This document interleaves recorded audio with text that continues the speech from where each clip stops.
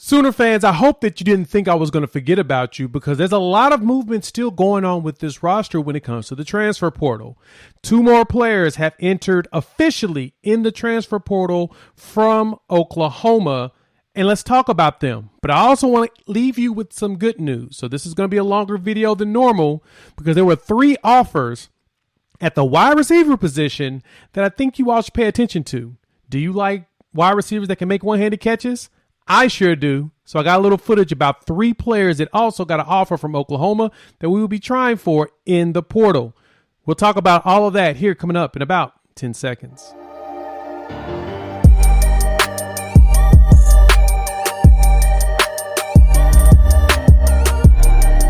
What is good, everybody? It's your boy Jay here with Unfair Sports. Here we take a pensive approach to the sports conversation. Thank you all for tuning in here to the YouTube channel. If you are new here, please hit that like button and the subscribe button.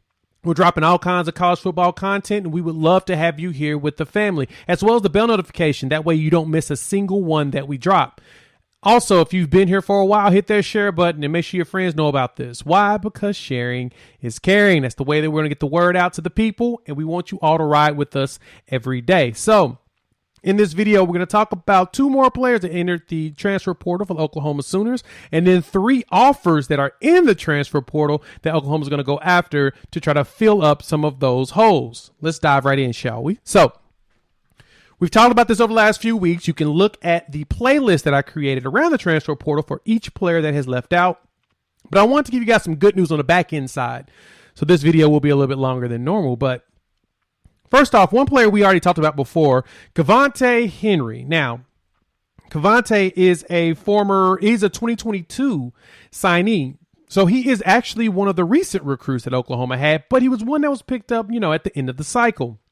Remember, with Sooner fans, with this staff, they didn't get to start really recruiting these players until December of last year. So they did a lot of just scrambling to get the best players they possibly could that were still available and willing to flip and come here. And Coach Miguel Chavez was able to flip Kevonte from Michigan. Now, things did not obviously work out, and he decided to quit the team in November due to some disagreements with the staff. And because of that, he headed out.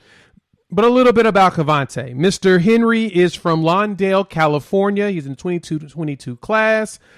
4-star, ranked at about 400th nationally. So he was a solid edge player, 6'4", about 220. We were hoping to build him up into something special, but it didn't work out, unfortunately. So he officially entered the portal after he left the team in early November.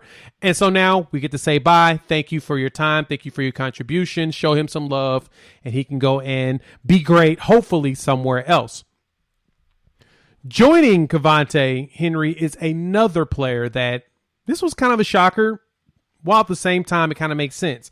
It's defensive lineman Josh Ellison. Now, Josh was a JUCO transfer into Oklahoma, part of the 2022 class. He committed in 2019, 3-star JUCO player, number 22 nationally on the JUCO side, out of College Station, Texas, which is interesting. He's from Texas A&M, but in that area in College Station, but he decided to come to Oklahoma. And a little bit about Josh and his contributions to the team. Now, Kevonte didn't actually play at all this season, but Josh did show a little action on the field. And so in his 12 games that he played in the reserve role this season, he had 10 tackles, including 2.5 tackles for a loss, adding to that great number that we had on the defensive side, and 1 QB hurry. And then he played a total of about 6 games over the past 2 seasons with the old regime, grabbing these notes from 24/7, which did a fantastic job of compiling. 32 tackles, 3 tackles for a loss, and 1.5 sacks, plus a fumble recovery and a pass breakup in his career. So we got a little bit of production out of him. He's had a little bit of promisingness to him, but it looks like he may have fell out of the rotation with the team, and because of that, he decided that he wants to go see if he can get opportunity to start somewhere else. More power to you, Josh. Wishing you the best. Thank you for your contributions to Sooner Nation, and we hope that we'll see you down the line. You never know. Things may change, right? So, Sooner fans, jump in the comments. Make sure you show some love to these players. We try to spread a lot of love and optimism around here. Let them know that, your well wishes. Thank you for contributing, and 2 fingers, 1 love. Do your thing. All right? So now let's jump into some really good news. I'm going to talk about 3 players that looks like they're going to be, well, they're being targeted. They've been offered. They've already put out their offer from Oklahoma, and hopefully we may get a chance of pulling them in. Now, these are veteran presence players who, to me, is a bigger deal because they actually have D1 production. So let's start off with a couple of players. First and foremost, we'll talk with Dante Cephas. Now, Dante himself is a, how can I say this? He's a pretty good monster out there. He has a good chance of being something special. Now, Dante comes from Kent State. While he was there, he caught 48 catches for 744 yards and 3 scores this year. Dante was part of, let's go to his recruiting profile.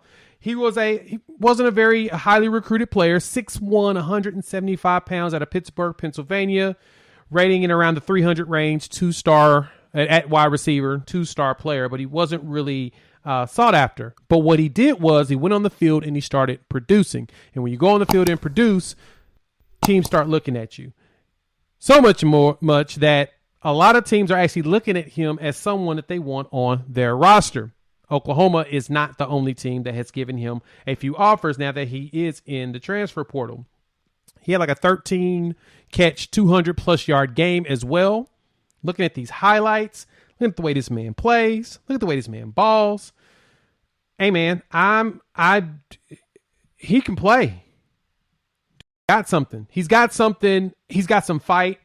And look at the way he bounced off of these tackles. Look at the way he's going. And I'm just showing you one video. I'm not going to show you the others. As I don't, like I said, I want to keep it too long. It's going to be a longer video than normal. But yeah, he's got something that could be special. So hopefully Oklahoma gets a chance with him. I like the option of having a receiver like Cephas who has experience. And he can come in and be an instant contributor. We'll see.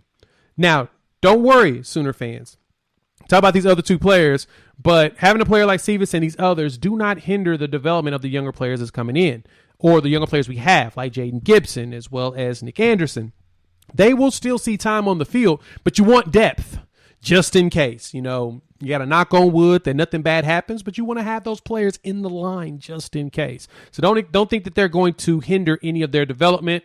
We've got a stable of them. We're just going to add to it, and may the best man wins, because iron sharpens iron, and that's what you want is competition out there. So the next one we have is Rara Thompson from Mississippi State.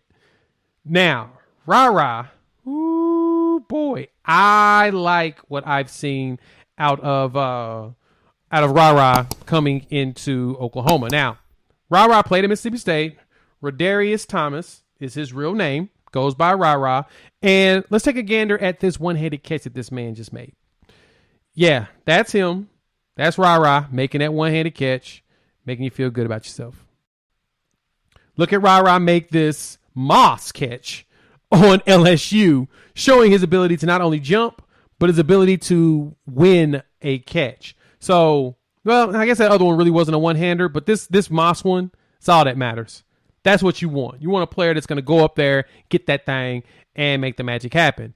And so Rara is from 21 class, actually, out of Eufaula, Alabama. He was a 3-star recruit and nationally about 755th, about 115th in the wide receiver side. Like I said, one of those players, 6'1", 185, so he has great size. One of those players that doesn't look impressive on the I guess the measurables, but when you see him on the field, you're like, oh, that's talent. And Rara, his season there, had 44 catches for 626 yards and 7 touchdowns in that Mike Leach offense. He was their top receiver. So it tells you something. Got a guy that looks like he may be something that we could totally leverage. And the last wide receiver, who definitely is doing one-handed catches on here, is our boy, Dorian Singer. Now, Dorian played at Arizona. He just got an offer from Colorado, so you know people want him. And I kind of like him a lot. 6 foot, 172. He was a 3-star receiver and 150 range of wide receivers in the nation out of Phoenix, Arizona. And he's one of those players that produces. He put up the numbers that you are looking for.